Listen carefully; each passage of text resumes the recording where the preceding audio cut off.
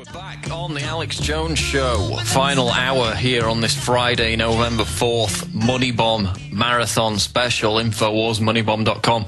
Talking to Bob Chapman of the InternationalForecaster.com. Bob, just finishing up on the Euro issue. What happens if Greece leaves the Euro, and why are the G20 elite so afraid of that possibility? Well, I talked about this a couple of years ago on radio and television, as well as in the press in Greece, and I told them that they should default in totality, go to the drachma and devalue it versus the euro by 50%, and clean up their act, and in 5 years they'd be out of the woods. And I think that's the way it's going to end up. They're playing this game that they've got going. And not the Greeks, the powers of Europe, we'll call them. And again, as I said at the beginning of the conversation, saving the euro is extraordinarily important for them, because once it goes, then they have to reconfigure everything they're doing and do it on a national sovereign basis. They won't be able to put the links in place to create their world government, and that's really what they're up to. And so if Greece were to fail, and it will in time, because it can't carry that load, and I don't think the people will cooperate. They are absolutely outraged and have been for 2 years, and they'll be in the streets, and they just won't play. The revenues won't come in to pay the interest of the bonds. But you're right, Paul. The look of all of this is we got to keep the euro together, and no matter what. But they're really just buying time. I think they know they're beyond the pale, that they can't make it work. And I think they've known this from the very beginning. They should have never let the banks make the kind of loans that they did. And the banks didn't care. They made the loans out of money out of thin air and expected the public to pay them back. And that's essentially what's happening. But I don't think it's going to continue to go on that way. And that Greece would go bankrupt eventually, 3 months, 6 months down the line, very possible. And, of course, they would take Ireland and Portugal with them. And Ireland is a terrible mess.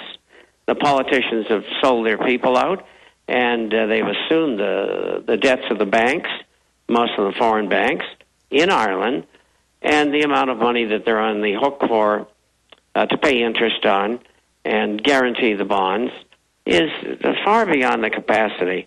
They'll be in depression for 20, 30 years. And so that Greece going under will take the others with it. And they're deathly afraid of that. And they almost got to that point. And they still may be at that point if Papandreou loses the confidence vote.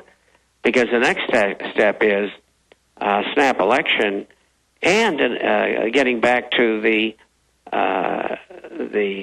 people voting on whether to accept the package or not. So the game isn't over yet, and we don't have anything out of Greece yet. It's probably around 8 o'clock at night there, and so we should be getting something shortly. Okay, switching gears for the moment. Story out today which has interested me. HSBC customers impacted by, quote, worldwide meltdown of all retail services. Now, a few weeks ago we had problems with Bank of America ATMs. And now we have what's being dubbed a worldwide meltdown, in which online banking, ATMs and debit cards appear to have been blocked and no customer access is available. And that's for HSBC customers, obviously one of the biggest banks in the world. Bob, is this just technical gremlins, or is there something deeper at work with all these ATM failures we've seen recently? Well, it's very hard to say. Knowing the people that we're dealing with, there is a possibility they would take the systems down over here and over there for a day or two to get the people warmed up to the fact that maybe that would happen again, and maybe for a longer period of time. As we all know, they want to get people out of cash and into debit and credit cards in totality, to be followed at some time in some way with using a chip. And I don't think the people will ever stand for that, but we don't know until we get there, but I don't think it's anywhere near imminent. But I can't venture a guess on HSBC's system going down. And it is extensive. It's all over the world. Well, it's interesting because last year we had the article where Citigroup was sending out an advisory to its customers where basically it said, we reserve the right, although it's not in place, we reserve the right to require 7 days advance notice before permitting a withdrawal from all checking accounts. So they've got these rules and regulations on the books, which you agree to when you sign up for a checking account with them, where they can say, right, you want to withdraw $1,000, you're going to have to wait a week. So it seems to me that definitely preparing for this day when, if this financial collapse does come and it comes down quickly, then they're going to have massive restrictions on people withdrawing cash to, in their words, prevent panic. So it's very interesting to see how that develops. On the jobs figures, the phony unemployment figure, which isn't even the real number, has dropped by 0.1% today.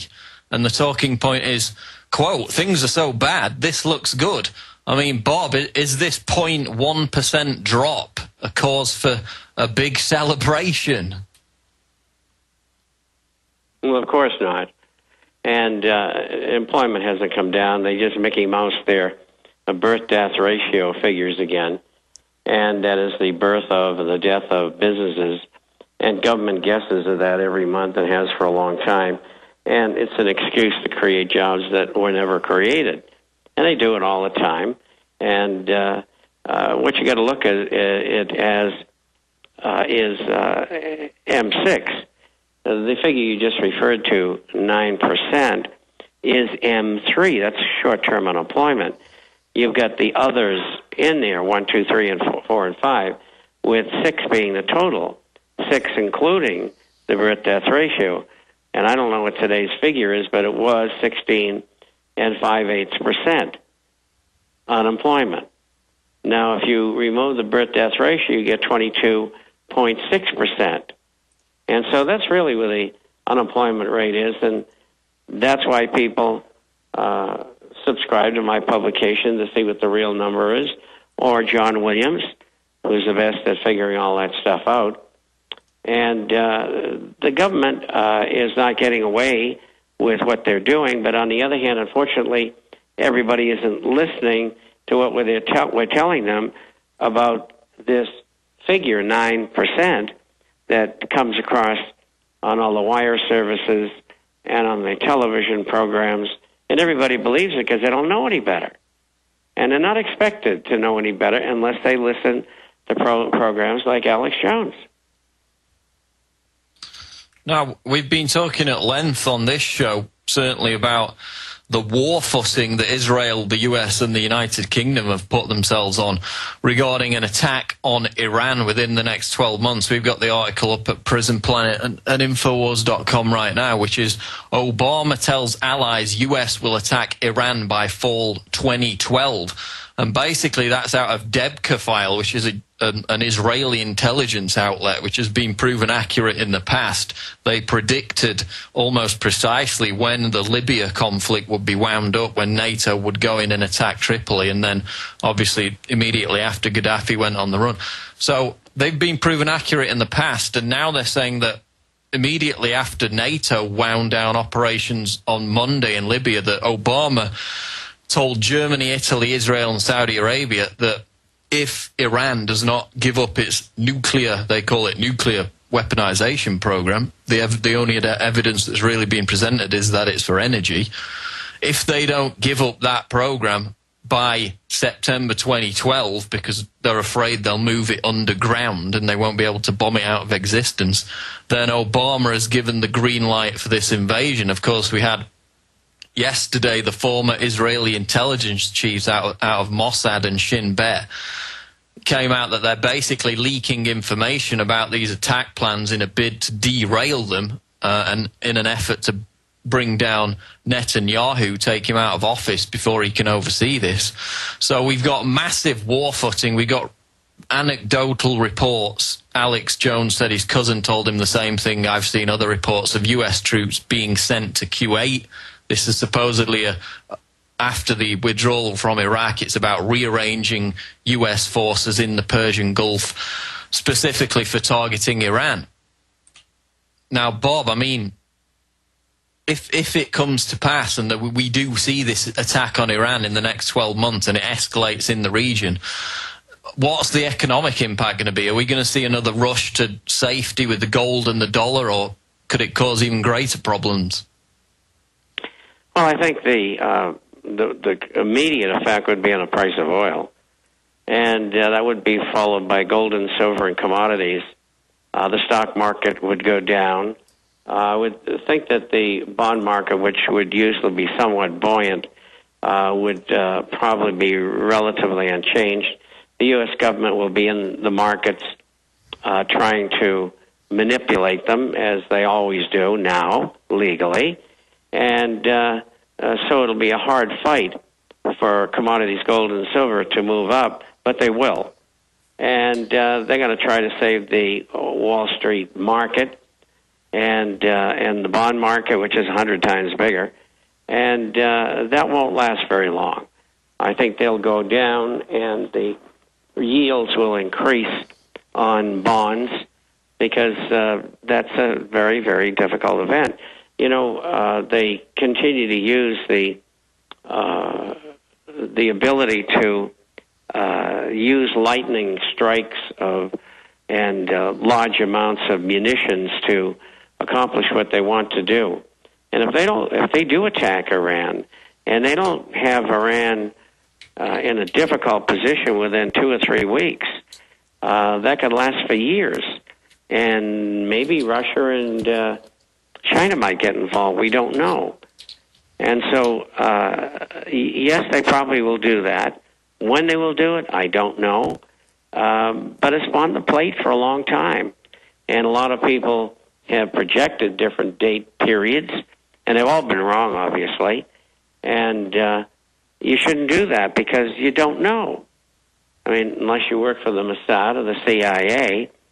And so you'll just have to be happy with the projection that it's going to happen in all probability, but we don't know when. But over the next year looks like a possible time.